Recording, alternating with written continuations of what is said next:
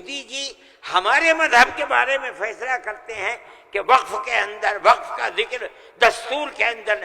ارے بابا دستور کے اندر مذہب اسلام کو ہر اقلیت کو اپنا مذہب قبول کرنے کا اختیار آزادی کے ساتھ ہے. یہ ہمارا مذہب ہے، وقف ہمارا مذہب ہے. اللہ نے فرمایا، رسول اللہ نے فرمایا. حدیث کے اندر آتا ہے کہ جب انسان مر جاتا ہے، یہ مسلم کی حدیث ہے، اذا مات الانسان انقطع عمله عنه. جب آدمی مر گیا اب اس کے اندر کام کرنے کی طاقت بھی نہیں ہے. اب اسے کسی چیز کا ثواب ملتا تھا، نماز پڑھنے کا، روزہ رکھنے کا، نہ نماز پڑھ سکتا ہے نہ روزہ. مگر فرماتے ہیں تین چیزیں ایسی ہیں مرنے کے بعد بھی آدمی قبر میں چلا گیا اسے ثواب ملتا رہتا ہے. کیا ہے؟ اس کے اندر پہلی چیز ہے صدقۃ جاریۃ، ایسا صدقہ کر کے جانا کہ جو اس کا ثواب برابر جاری رہے. مثال کے طریقے پر کوئی کنواں کھدوا دیا، یہ اللہ کے لیے وقف ہے، 100 سال 200 سال 1000 سال اگر اس کنویں سے پیاسا پانی پیے گا اس آدمی کو پہنچے گا جو مر گیا 100 سال پہلے، اس نے بنوایا تھا کنواں. اسی لیے مسلم کی روایت ہے اور اس کے شارح امام نووی فرماتے ہیں کہ مراد اس سے وقف ہے. یہ قرآن و حدیث میں آپ کو سنا رہا ہوں. مجھے حیرت ہے کہ ہندوستان جیسے ملک کا وزیر اعظم ایسی بات کہہ رہا ہے. ارے بابا کیا زکوٰۃ کا ذکر آئے گا دستور کے اندر؟ کیا نماز کا ذکر آئے گا دستور کے اندر؟ کل کو کھڑے ہو کے یہ کہہ دو کہ نماز کا ذکر دستور میں نہیں ہے اس لیے نماز نہیں پڑھنے دی جائے گی. زکوٰۃ دستور میں نہیں ہے، زکوٰۃ نہیں کرنی. میں سوچتا ہوں کہ اللہ، ملک کا کون بول رہا ہے؟ وزیر اعظم، اور ایسی چیز بول رہا ہے جس کے نہ سر ہے نہ پر ہے. ہم اس کے مخالف ہیں. ہم کہتے ہیں پڑھو، خود نہیں پڑھتے، پڑھے ہوئوں کو بلاؤ، ان سے پوچھو دین کیا ہے، مذہب کیا ہے، ہم بتائیں گے. ہمارا ملک ہے، ہم ہمیشہ سے اس ملک میں رہتے آئے ہیں. اگر ہندو کی ذات برہمن ہے، جاؤ کشمیر میں مسلمان بھی برہمن ہے. اگر ہندو تیاگی ہے، مسلمان بھی تیاگی ہے. اگر ہندو راجپوت ہے، مسلمان بھی راجپوت ہے. ہم کہاں سے آئے ہیں؟ ہم تو اسی ملک کے رہنے والے ہیں. جس کو ہندو کوئی مذہب پسند ہے وہ ہندو مذہب کے اوپر ہے، جسے عیسائی مذہب پسند ہے وہ عیسائی بن گیا، جسے سکھ مذہب پسند ہے وہ سکھ بن گیا، جسے اسلام مذہب پسند ہے وہ مسلمان بن گیا. لیکن جس طرح ایک گھر کے اندر 5 بیٹے ہیں، ایک ٹھگنا ہے، ایک لمبا ہے، ایک کالا ہے، ایک گورا ہے، یہ اختلاف باپ اور ماں کے اندر اختلاف کو پیدا نہیں کرتا.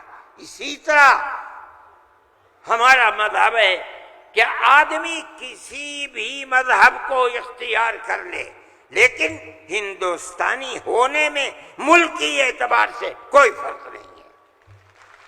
ہمارا مذہب ہے، ہم اس کو مانتے ہیں اور یہی ایک حقیقت ہے. لیکن برا ہو اس نفرت کی سیاست کا. ایک ایسی بات کہہ رہے ہیں جس کے نہ سر ہے نہ پیر ہے. ایسا معلوم ہوتا ہے جیسے ہر مذہب کی ایک ایک جزئی چیز کو دستور میں ہندوستان کے اگر لایا جائے گا تو وہ دستور ہوگا، نہیں لایا جائے گا دستور نہیں ہوگا. لیکن میں کہتا ہوں کہ یہ غلط ہے. مودی جی کو ایسی کچی بات نہ کہنی چاہیے، لیکن دنیا ہے، ہر بات کو کہتی چلی جا رہی ہے. آپ کے برابر میں جب ملک کا پرائم منسٹر یہ باتیں کرتا ہے جس سے مسلمانوں کے خلاف نفرت ظاہر ہوتی ہے، ملک کا ہوم منسٹر ایسی باتیں کرتا ہے، تو دوسرے کیوں نہ کریں گے؟ آپ نے دیکھا جھارکھنڈ کے اندر جس کے ذمہ دار بنایا گیا آسام کے چیف منسٹر کو، آسام کے چیف منسٹر کی روز کی تقریریں آپ سنیے، مسلمان کو مسلمان نہیں کہتا، اس کی زبان سے مسلمان کا نام نہیں نکلتا، ہمیشہ گھس بیٹھیا کہتا ہے. میں کہتا ہوں یہ کتنی بڑی جہالت ہے. جس برادری کا وہ آدمی ہوگا اس برادری کے مسلمان بھی آسام میں ہوں گے. ہندوستان کی کوئی برادری ایسی نہیں ہے جس کے اندر مسلمان نہ ہو. وہ مسلمان کا نام لیتے ہوئے گھبراتا ہے، مگر خدا کی قدرت ہے جو ایک مہینہ جھارکھنڈ کے اندر رات اور دن تقریریں مسلمان کے خلاف کرتا رہا، وہاں مسلمانوں کا نام لے کر ان کے خلاف بولنے والوں کا منہ کالا ہو گیا. نعرہ تکبیر، جمعیت علماء ہند، مولانا ارشد مدنی. اس کا مطلب کیا ہے؟ اس کا مطلب سمجھو، صرف یہی مطلب نہیں ہے کہ وہ تقریریں کی اور تقریریں کر کے چلے گئے. اس کا مطلب یہ ہے کہ وہ رات اور دن مسلمانوں کے خلاف زہر اگل رہے تھے. جھارکھنڈ کے صرف ہندو نہیں، ہندو اور مسلمانوں نے مل کر اس تحریک اور اس سیاست کو تھوک دیا اس کے اوپر. الیکشن کے اندر بی جے پی کی ناکامی وہ صرف مسلمان کے حصے میں نہیں لکھی جائے گی. مسلمان کی تعداد کتنی ہے جھارکھنڈ کے اندر؟ اس کا مطلب یہ ہے کہ نفرت کی اس سیاست کو جھارکھنڈ کے ہندو اور مسلمان نے تھوک دیا، اس کے اوپر قبول نہیں کیا. وہ آدمی جو بولتا تھا وہ اپنے صوبے کے اندر بھی جب زبان سے کوئی بات نکلتی تھی مسلمان کے خلاف آگ ہی اگلتا تھا.